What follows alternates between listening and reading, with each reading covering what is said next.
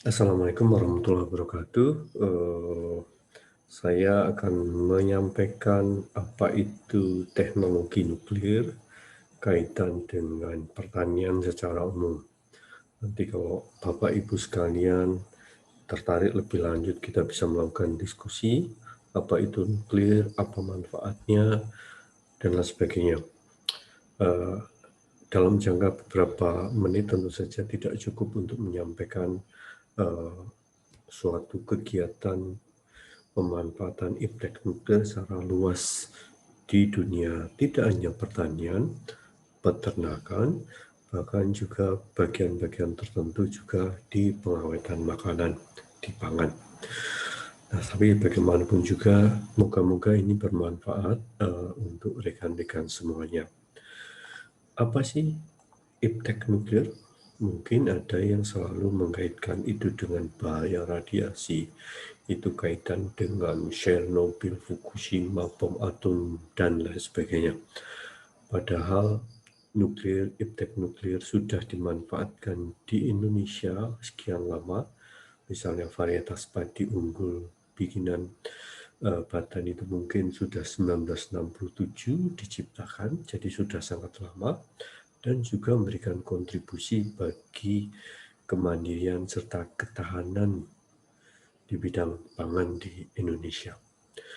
Nah, saya akan mulai dengan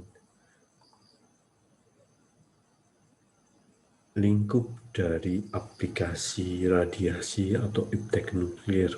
Banyak sekali. Kita bisa kaitkan dengan masalah tanah, misalnya bagaimana kita membuat tanah menjadi subur, masalah tanaman, kita bisa menciptakan berbagai varietas padi unggul, pisang tahan hama, fusarium misalnya, kedelai, atau juga kaitan juga pengawetan mangga, buah, rendang, dan sebagainya. Termasuk untuk ternak. Bagaimana kita menciptakan vaksin untuk membasmi beberapa parasit misalnya, masalah kita juga teknik hama, bagaimana kita menciptakan serangga mandul supaya melawan beberapa penyakit terkait dengan serangga. Nah, tentu saja kita menggunakan teknologi. Teknologinya apa? Kita menggunakan isotop. Bagi rekan-rekan yang pernah belajar di SMP, SMA, pernah apa itu isotop sih? Isotop adalah bagian dari satu unsur yang punya keunikan masing-masing yang disebut sebagai isotop. Dan juga pakai radiasi. Ada sinar gamma, sinar beta, sinar alfa, dan sebagainya. Dua cara ini dipakai untuk bisa membuat varietas padi, bisa membuat makanan ternak yang bagus, bisa melawan hama, dan juga bisa untuk mengawetkan makanan. Nah, prinsipnya seperti apa? Seperti dilihat di sini. Jadi, ada sumber radiasi, namanya sinar alfa. Yang atas itu alfa, ada beta, dan ada gamma. Masing-masing punya daya tembus. Kalau alfa hanya bisa menembus, tidak bisa menembus kertas, alfa. Tapi beta bisa. Nah, kalau gamma bisa menembus kertas, bisa menembus aluminium, bahkan sebagian kecil bisa menembus timba. Tentu saja ada yang lain, ada neutron, tapi kita tidak bahas di sini. Nah, inilah radiasi. Tapi juga ada isotop, itu bisa isotop yang radioaktif maupun isotop yang tidak radioaktif. Itu disuntikkan di suatu tanaman, sehingga kita bisa mengetahui sifat-sifatnya, gerak-geriknya, arah aliran dari si perunut tadi, sehingga kita bisa mengetahui karakteristik dari tanaman sebagai contoh. Ini adalah salah satu prinsip pemanfaatan iptek nuklir. Nah, ini alat-alat ya yang ada di pasar Jumat, namanya Gamma Cell 2000. Itu adalah di dalamnya ada sumber yang bisa memancarkan sinar gamma. Kemudian di situ mungkin diberi sampel, entah itu benih tanaman atau sampel-sampel yang lain untuk merubah sifat-sifatnya. Dan juga ada yang lebih besar, ada di Serpong, gedung iradiator gamma merah putih yang diresmikan tahun 2017. Jadi ini semi komersial, bisa dimanfaatkan untuk beberapa kegiatan, misalnya buah mangga mau di iradiasi, atau misalnya rendang dengan jumlah yang besar, atau misalnya bubuk cabai dan lain sebagainya. Nah, sekarang kita berbicara prinsip pemulihan tanaman. Prinsipnya bagaimana sih? Apa sih tujuannya? Kita ingin tanamannya tahan hama. Misalnya, kita ingin juga rasanya lebih enak. Ya, gimana kalau digabung tahan hama dan rasanya lebih enak? Maka dengan cara kita lakukan iradiasi terhadap bagian dari tanaman tersebut. Bagian tanaman itu bisa benih tanaman, stek, atau bahan kultur jaringan, diradiasi di sini. Ya, tentu saja radiasinya sangat rendah dan aman menggunakan alat gamma cell. Kemudian dia mengalami mutasi. M1-nya sebagai bentuk mutasi awal, kemudian kita pilih, kemudian jadilah kita dapatkan juga M2. Setelah M2 kita pilih lagi, kita seleksi sampai MN, dan akhirnya kita dapat M4 lah menjadi galon mutan harapan. Ya, awalnya hanya diradiasinya di sini saja. Jadi nanti galon mutan harapan diuji galon tersebut untuk daya adaptasi, ketahanan terhadap hama dan penyakit tanaman. Kemudian nanti baru Kementerian Pertanian bisa menerbitkan sertifikat untuk varietas baru. Inilah konsep dari penggunaan radiasi. Jadi apakah setelah jadi varietas baru itu mengandung radioaktif? Tidak, karena yang diradiasi di awal saja. Dan itu pun di M1 sudah nggak mengandung radioaktif, apalagi M2 dan seterusnya. Inilah yang aman, yang selalu kita sampaikan, ini aman. Karena banyak negara juga memanfaatkan teknologi ini. Apa kelebihannya? Keuntungannya waktu relatif singkat. Jadi dibanding teknologi lain, dapat memisahkan suatu gen yang terkait atau gen linkage, dapat memunculkan sifat baru, misalnya tadinya mudah rebah menjadi tidak mudah rebah, anti hama, tentu saja enak, lebih efektif untuk perbaikan beberapa sifat saja. Ya, kelemahannya apa? Bersifat acak. Kita kalau mau tujuannya ini, gitu saja dari awal, belum tentu bisa terjadi. Jadi kita pilih, setelah hasilnya kita seleksi mana yang sesuai cocok keinginan kita, baru kita bisa menentukan ini varietas yang bisa kita unggulkan. Jadi tidak dari awal bisa kita rekayasa, yang bisa kita tetapkan adalah dosisnya berapa, kondisinya seperti apa, tapi kita tidak bisa melakukan atau merekayasa bagaimana mutasi terjadi. Ini contoh saja gimana hubungan antara radiasi dengan makin pendeknya tinggi tanaman. Ada beberapa jenis tanaman yang karena mudah rebah ada keinginan supaya tidak mudah rebah, misalnya. Nah, di dunia ada berapa yang sudah menggunakan teknologi ini? Di dunia ada 224 varietas tanaman dengan 3.275 varietas mutan. Sebagian besar di mana? Sebagian besar di Tiongkok. Jadi sebagian besar serealia 47,3%, bunga juga lumayan banyak 21,5%, bagaimana menciptakan bunga yang indah, polong-polongan 13,6%, dan sisanya ada herba, umbi-umbian, fiber, dan lain sebagainya. Tetapi Indonesia memang hanya fokus pada bidang tertentu, salah satunya akibat terbatasnya sumber daya manusia dan anggarannya. Nah, Indonesia apa? Kita padi sudah cukup lama. Kita tahun 90 ada Atomita. Ya, ada Atomita 1, Atomita 2, kemudian di era Selanjutnya ada Celosari, Atomi 334, ada Dia Suci, Winongo, Kayangan, dan sebagainya. Dan yang terakhir adalah Rojo Lele. Ya, Rojo Lele-nya ada dua, yaitu Srinar dan Srinu. Ini adalah suatu kolaborasi kerjasama dengan pemerintah daerah Klaten. Nah, sekarang inilah hasil-hasil yang ada. Selanjutnya kita lihat. Ini adalah panen di Klaten, Bupati Klaten, Bu Sri Mulyani, kemudian ada pimpinan Batan, ada direktur di Badan Tenaga Atom Internasional serta FAO hadir juga untuk panen raya di Agroteknopark di Klaten. Ini juga kita panen varietas Mustaban di Cilacap.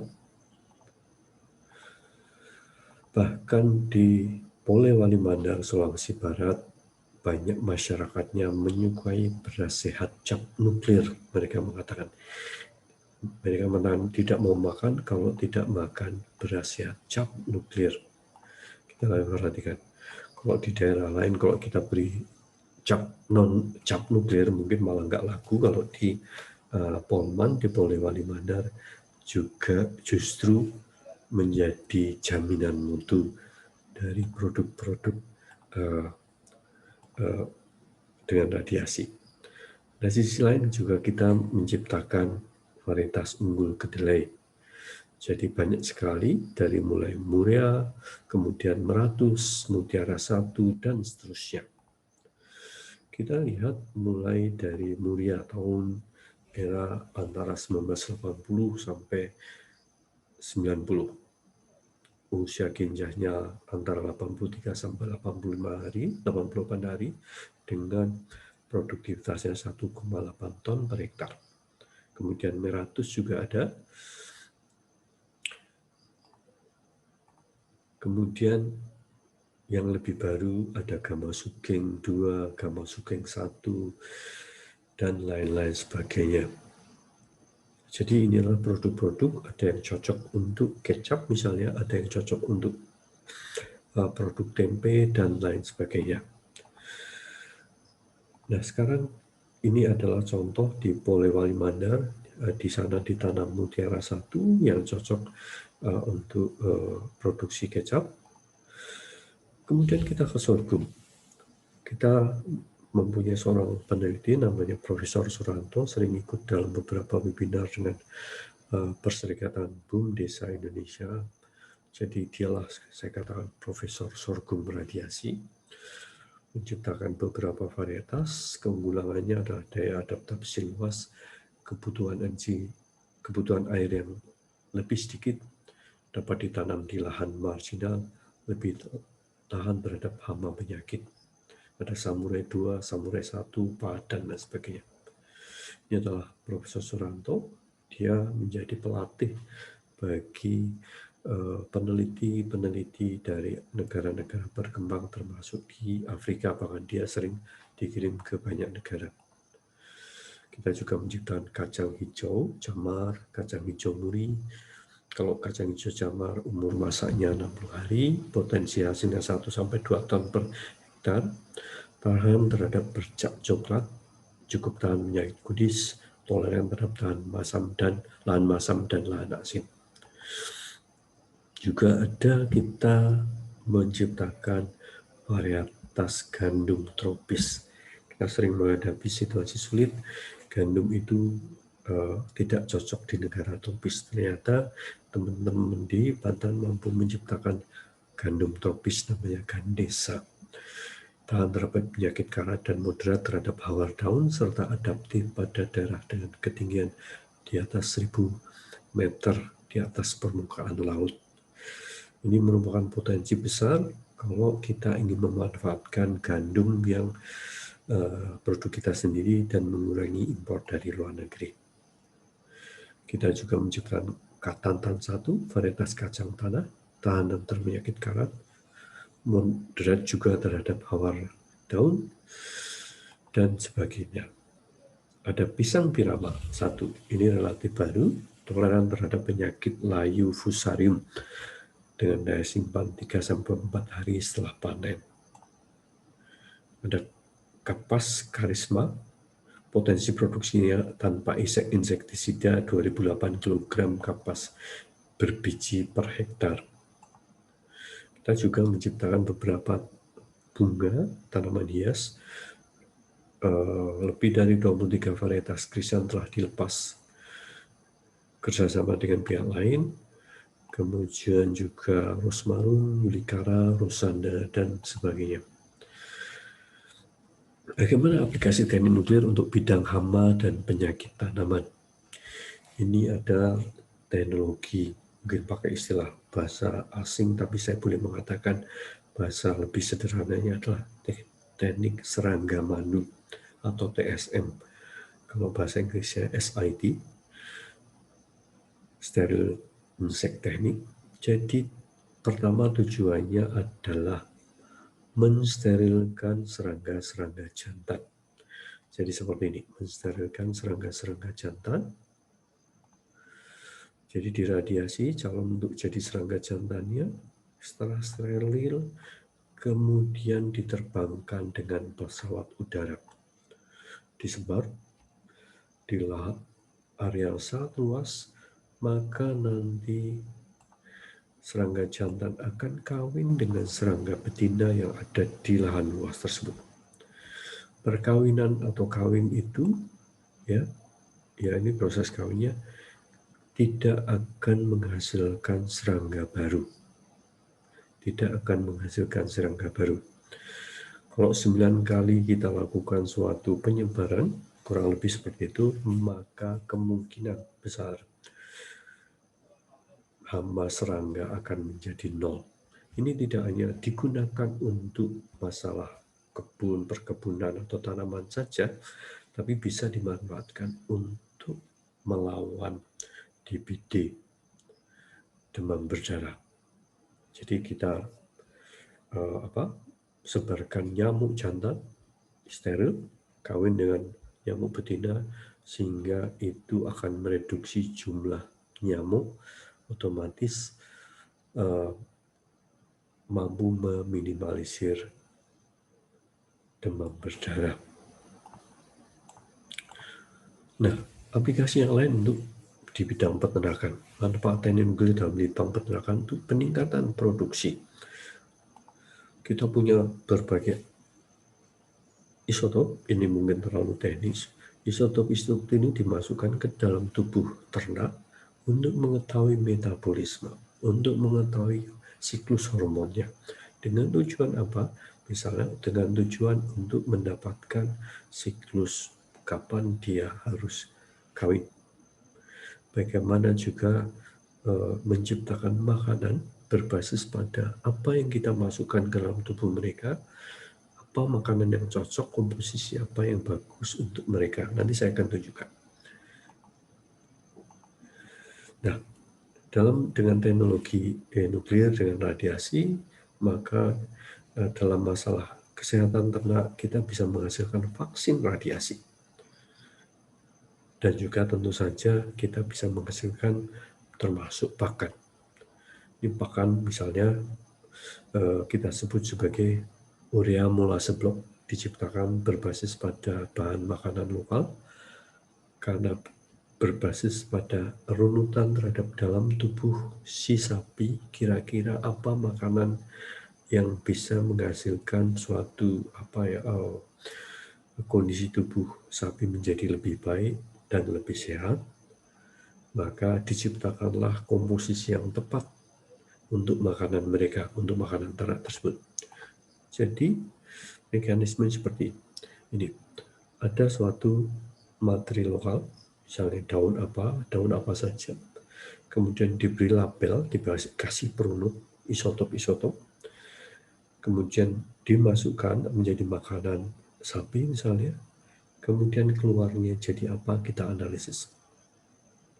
Kita bisa rubah di sini bagian bahan lokal ini, nanti kita bisa menemukan berbasis pada buangan dari kotoran sapi, kira-kira apa yang tepat makanannya untuk mereka. Nah, inilah salah satu kelebihan dari teknik nuklir. Kita juga menciptakan vaksin radiasi. Misalnya ini ookista, ada parasit namanya ookista yang mengganggu ternak, misalnya untuk ayam. Nah, untuk menghadapi ookista ini, kita radiasi saja ini ookista. Dengan radiasi rendah 125 Gray, maka ini jadilah suatu vaksin generasi pertama. Ini dimasukkan, dimakan oleh ayam, kemudian jadilah vaksin ookista generasi kedua. Inilah yang dipakai untuk vaksinasi untuk ayam-ayam yang usianya sangat muda, ya, sehingga tinjanya kita lihat bebas dari ookista. Inilah yang kita gunakan dalam sistem vaksinasi, khususnya ini sebagai contoh untuk parasit ookista. Nah, kita masuk ke bagian iradiasi pangan, karena judulnya sebenarnya saya diminta untuk berbicara masalah radiasi pangan. Radiasi tentu saja bisa membunuh mikroorganisme, bisa membunuh bakteri. Jadi kalau bahan makanan apa saja ditembak dengan radiasi yang terukur, radiasi itu memang kalau terlalu besar ya akan merugikan, tapi kalau rendah dan itu bisa dipertanggungjawabkan, manfaatnya besar. Jadi dimasukkan ke dalam iradiator, gedung tadi yang kita lihat, atau dia misalnya kecepatan tertentu, durasi tertentu, maka mereka bisa misalnya tahan berapa lama si bahan yang sudah diradiasi, atau mikroorganismenya bisa terbunuh sehingga pembusukannya menjadi lambat, dan lain sebagainya. Nah, ini adalah ukuran-ukuran dari radiasi yang dimasukkan, yang dipaparkan pada bahan yang ingin kita lakukan. Misalnya dalam radiasi yang rendah, ya, radiasi rendah, maka terjadilah apa yang disebut fitosanitari, yaitu bagaimana memusnahkan hama-hama pengganggu, misalnya di buah, misalnya mangga misalnya, mencegah tumbuh misalnya, karena misalnya kok bawang kan tidak ingin kita supaya pas ditransportasi keluar tumbuhannya, kemudian menunda kematangan. Bagaimana sampai konsumen, sampai negara tempat yang dituju masih dalam keadaan fresh. Kalau kita naikkan radiasinya menjadi medium, maka itu mengurangi risiko penyakit bawaan makanan. Cegah pembusukan, makanan menjadi lebih awet. Ya. Kalau lebih tinggi lagi, menjadi steril. Ini biasanya digunakan untuk makanan para awak misi ruang angkasa maupun untuk masa simpan jangka panjang. Misalnya kita mengirim ke lokasi-lokasi korban bencana alam di mana mereka membutuhkan makanan yang awet, tahan lama, siap saji, maka bisa memanfaatkan teknologi radiasi untuk pengawetan makanan. Nah, biasanya menurut kelaziman dan standar internasional, maka bahan yang diradiasi itu harus diberi logo seperti ini, logo Radura. Itu menunjukkan bahwasanya bahan makanan atau apa saja yang diradiasi sudah mengalami proses radiasi. Tujuannya adalah supaya semuanya menjadi tahu ini sudah bersih, menggunakan teknik-teknik radiasi. Nah, di situ kalau di luar negeri bisa jadi ini menjadi jaminan mutu, tapi di Indonesia kadang-kadang ada konsumen mengatakan, wah saya takut Pak kalau malah ada logonya Radura ini. Kita lanjut. Nah, ini contoh saja suatu daging untuk astronot di luar angkasa, NASA ini. Jadi ada logo NASA di sini. Di sini ada logo Raduranya. Jadi sudah steril. Jadi ini ada apa tuh, kalkun asap misalnya atau daging misalnya, itu sudah aman, sudah steril, awet dalam waktu yang lama.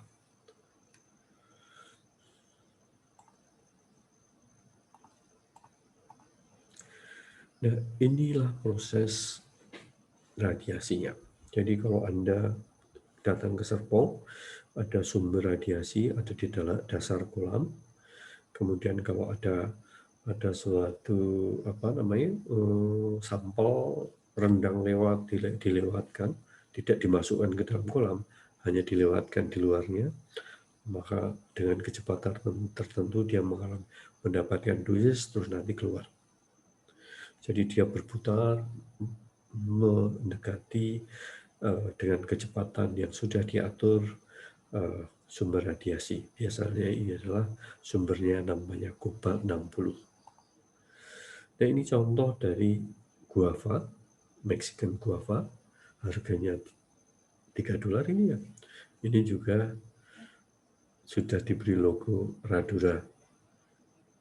Produksi Meksiko, mungkin dijual di Amerika Serikat. Banyak juga produk-produk kita yang dijual ke luar negeri menggunakan teknologi iradiasi. Ini adalah fasilitas di Serpong, sangat besar, yang dibangun tidak terlalu lama yang lalu, diresmikan 2017 oleh Pak Wakil Presiden waktu itu, Pak Yusuf Kala. Jadi silakan kalau Anda punya komunitas apa saja menggunakan tarif PNBP, ya, menggunakan tarif PNBP, penerimaan negara bukan pajak.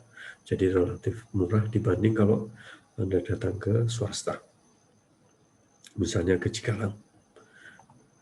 Demikian kira-kira yang bisa saya sampaikan. Terima kasih. Mohon maaf, mungkin saya tidak bisa berdialog dengan Bapak Ibu karena saya melakukan rekaman ini.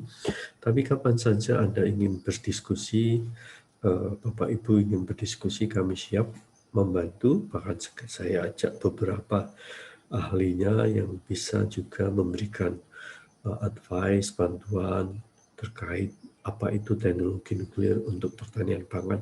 Tidak hanya untuk itu saja, untuk kesehatan juga bisa, untuk lingkungan juga bisa.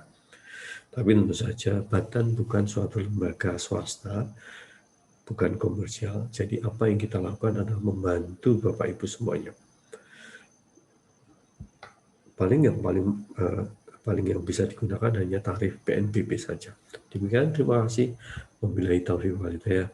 Assalamualaikum warahmatullahi wabarakatuh.